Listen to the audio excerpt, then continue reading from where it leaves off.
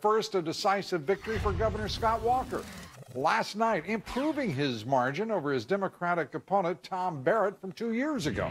Governor Walker won by a strong, significant margin, taking 53% of the vote to Barrett's 47%. Tonight, we tell Wisconsin, we tell our country, and we tell people all across the globe that voters really do want leaders who stand up and make the tough decisions. And voters in two of California's largest cities backed up the governor's claims. San Diego and San Jose, California, overwhelmingly approved cuts to retirement benefits for public workers.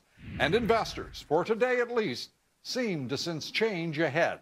The Dow up nearly 300 points, the Nasdaq gaining 67, the Standard & Poor's up 30 points. The Dow Jones Industrials with its largest one-day point gain since late December. Vice President Biden's mood, however, not any better for the good day on Wall Street. Not enough. Not enough. Not enough. And it's up and it's down, but it's been constantly forward, but not enough. We have to do more. We have to keep fighting through this period of transition and this god-awful recession we inherited. Well, perhaps not enough, but appreciated nonetheless. Today, the best performance on the Dow year to date. Meanwhile, the president all but silent on a race that he kept considerable distance from all along. Press Secretary Jay Carney, when asked for the president's reaction to Governor Walker's historic win, said, quote, "I didn't have much of a conversation with the president about Wisconsin." For more on the national implications of the Wisconsin recall election, we turn to Fox News chief political correspondent Carl Cameron with the report. Mitt Romney cautiously and only partially engaged in Scott Walker's triumphant Wisconsin recall fight, but he's eagerly embracing the bounce. And the victors already sharing the spoils, promoting their shared agenda of smaller, responsible government. They mean it in Washington, they mean it in Madison, they mean it in every other state house across America when they say we want you to take on these tough challenges. If Governor Romney wants to be competitive in Wisconsin, I think he can. He needs to tackle those same issues. Romney hailed Wisconsin voters for saying no to the, quote, tired liberal ideas of yesterday and yes to fiscal responsibility. And he predicted more of it this fall nationwide in a conference call with members of the National Federation of Independent Business. Blue states said we've seen a conservative governor. He cut back on the scale of government and has held down taxes and stood up to the public sector unions.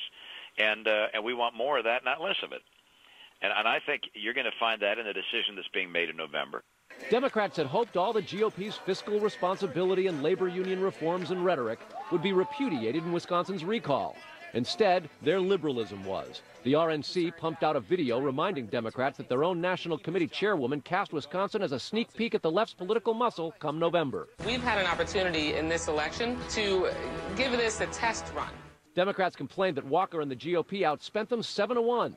Republicans make no apologies and collected 4 million new voter names in a state that does not register by party. Walker's 24 campaign offices will now be turned over to Romney, and the GOP's national chairman was actually at pains not to gloat. I think it is what will come in November, and I think that, you know, we've won numerous times now in Wisconsin on the ground, and I don't have any reason not to believe that we would win again in November.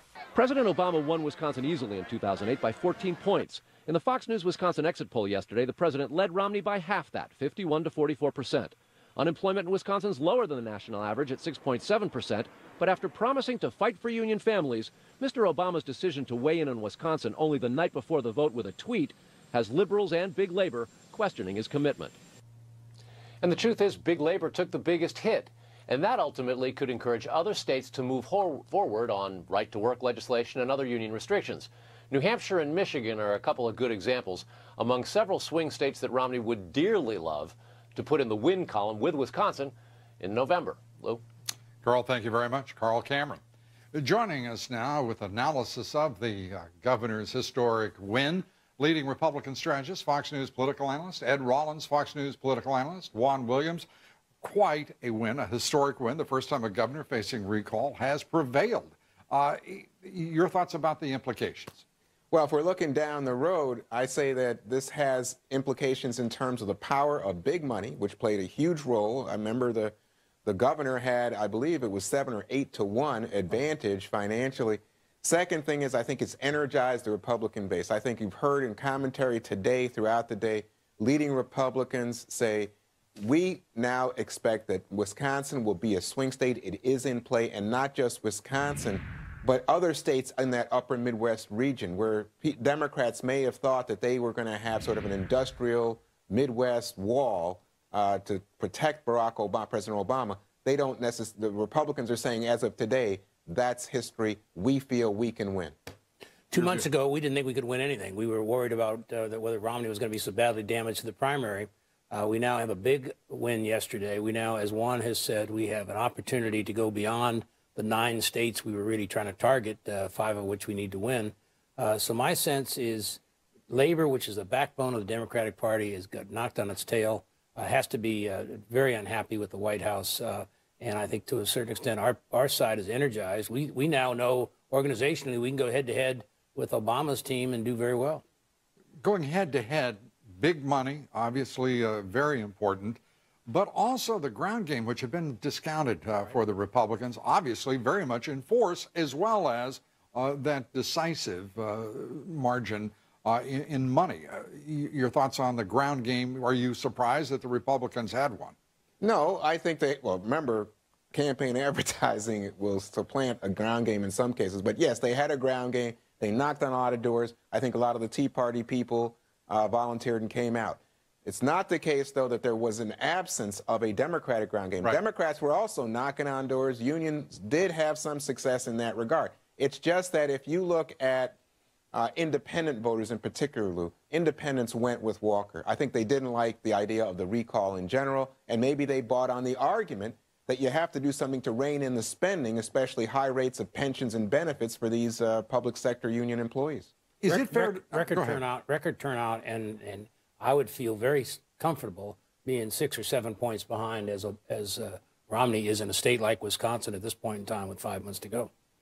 Would you go in? Would you invest in Wisconsin? I would definitely invest. I'd build right on what they have there. You know, we're not in a 50-state strategy. We're in a 10 or 12-state strategy. It definitely would be added to my list.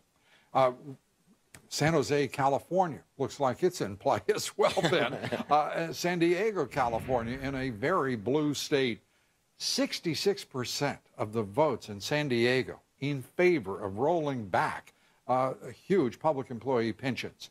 70% vote in San Jose, California. By the way, we should point out that President Obama won in both cities in 2008. Are you surprised at that result?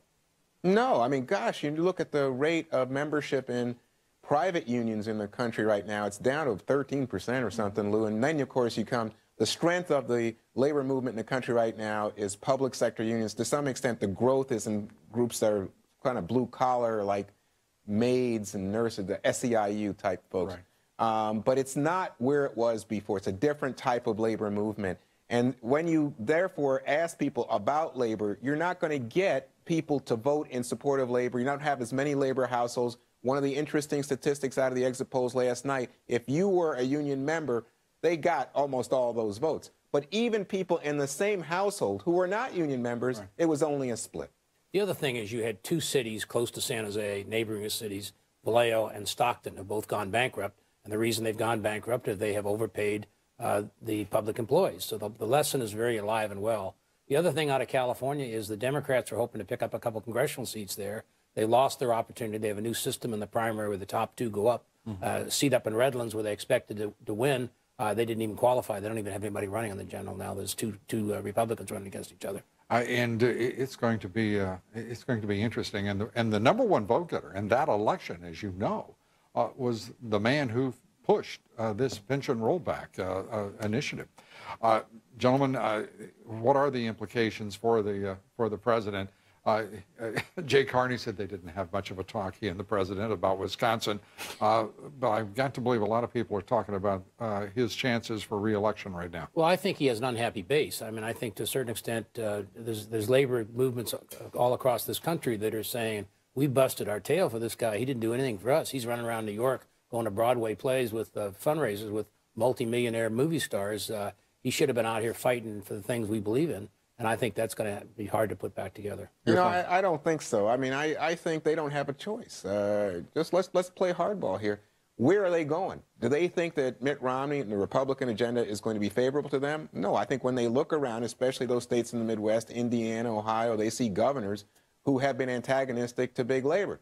So if they got knocked on their butts this time, and I would agree with, with Ed, they're on their backs. They should have won this. They demonized Walker, and they couldn't defeat him. So that's a big loss, but I don't see going into November that this would do anything to say to them, well, we're disinterested, we have no passion for Barack Obama. They have anger at the Republicans. I have to say that I went through his performance as governor in a very short period of time. Empirically, on the basis of the facts, I could find not a single place to fault this governor in his execution of his job. Well, I could. Name it. Well, he said he was going to produce 250,000 jobs. I think Bureau of Labor Statistics said by their most generous measure, maybe 30,000. Yeah, but he said by 2014. He did give himself another couple. He's Either not, way, he's it's not on the ambitious. path. He balanced the budget, didn't raise taxes. Listen, he's a great role model. He showed leadership. He said he was going to do this when he ran. He'd been a county administrator. He basically knew what he needed to do, and he did it. All right. Thank you very much, John. Thank you. Appreciate it. Today marks the 68th anniversary of D-Day. The Allied troops' march across Europe to defeat Hitler and end World War II began with the storming of the beaches of Normandy back on June 6, 1944. President Obama today chose to ignore this historic anniversary for a third year in a row, although he did tweet his thoughts on the day mid-afternoon. Instead, he's attending 4 more fundraisers, 2 of them in San Francisco, 2 more in Beverly Hills. And the president's failure to highlight D-Day to commemorate it could very well be a risky political move. 2 critical swing states, Florida and Pennsylvania, are among the top 5 in veteran population. And a Gallup poll showing the president already trailing Governor Romney by 24 points among registered veteran voters. Here now is a president who did more than just recognize the anniversary of D-Day during his own re-election campaign in 1984. President Reagan took his tribute to the very beaches where our troops were to be honored. 40 summers have passed since the battle that you fought here. You were young the day you took these cliffs. Some of you were hardly more than boys with the deepest joys of life before you. Yet you risked everything here. Why? Why did you do it? Well, what impelled you to put aside the instinct for self-preservation and risk your lives to take these cliffs? What inspired all the men of the armies that met here? We look at you and somehow we know the answer. It was faith and belief. It was loyalty and love. President Reagan, of course, went on to win a second term, a landslide, one of the most lopsided victories, in fact, in presidential history.